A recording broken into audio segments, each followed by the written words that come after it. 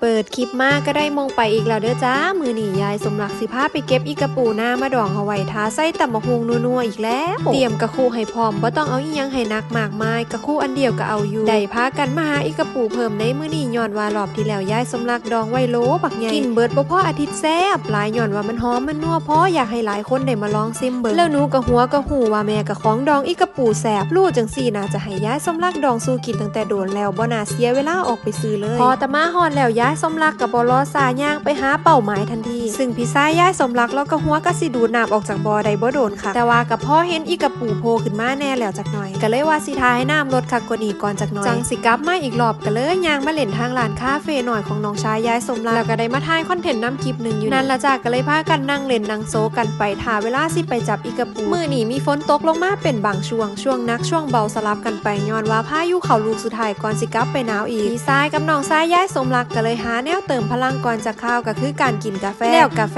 ก็พากันมากินยามเที่ยงบาทที่นี่สินอนยามใดพอตะฮอดเวลาไปจับอีกระปูพี่ชายยายสมรักก็บอกว่าน้ำลดคักแล้วยายสมรักก็ฝ่าวน้ำมาใส่แต่ก็ยังแวะปิดร้านกาแฟหน่อยทำใจให้น้องชายมาฮอดแล้วก็เห็นแต่พี่ชายยายสมรักกำลังเช็คมองเสียวอีกระปูพอน้ำลดแน่จังหน่อยก็สิเห็นปลาคอหน่อยกระโดดไปมาบืนขึ้นฟังอีกระปูกับแลนหนีบ่ต่างกันแต่ก็บ่สามารถหลอดพ้นมือพี่ชายยายสมรักไปได้ยายสมรักก็นั่งรุ่นน้ำยัวสันอยู่ทางเทิงย้ำเพิ่นเห็นอีกระปูเห็นป่าตัวใหญ่ๆสูบน้ำออกบ่โดนน้ำก็ลดลงเรื่อยๆตามลำดับสิเห็นได้ว่าป่าคอเริ่มออกมาโซ่โตให้เห็นหลายขึ้นเรื่อยๆยายสมรักที่เคยได้ปลาไหลอยู่นี่ก็เลยถามพี่ชายว่าพ่อปลาไหลแน่จักหน่อยบ่พี่ชายยายสมรักก็เลยว่าพ่อตะปลาไหลใหญ่ตัวสีเหลืองดำกำลังหากินป่าอยู่นั่นล่ะก็คืองูป่าที่เราหมายถึงน้ำลดไก่เบิดแล้วก็ต้องสูบออกเรื่อยๆอีกระปูก็ออกไม่เห็นสนุกจับใส่กะละมังเลยบาดที่นี่ส่วนกองเสียอยู่ทั้งเทิงกับพากันสนุกใหญ่เลยบาดที่นี่โดยเฉพาะยายสมรักกับหนูนี่ล่ะตาเป็นประกายสิได้กินอีกระปูดองแบบซ้าใจแล้วอีกระปูหลายปันเคยเห็นแต่เขาอีกระปูแบบนี้ล่ะไปดองจัก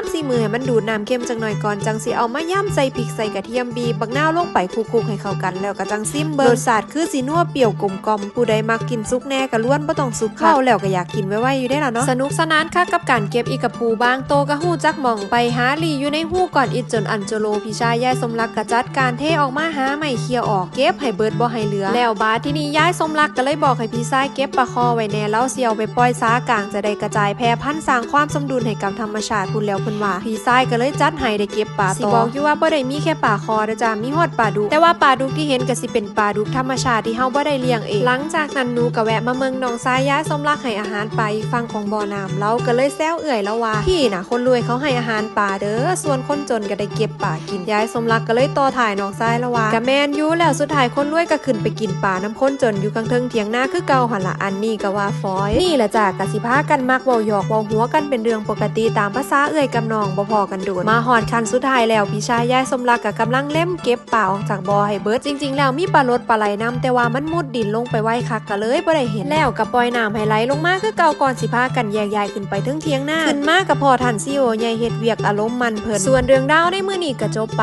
คลิปต่อไปสิพาไปหาเก็บเท่าอย่าลืมรอติดตามชมกันเด้อจ้า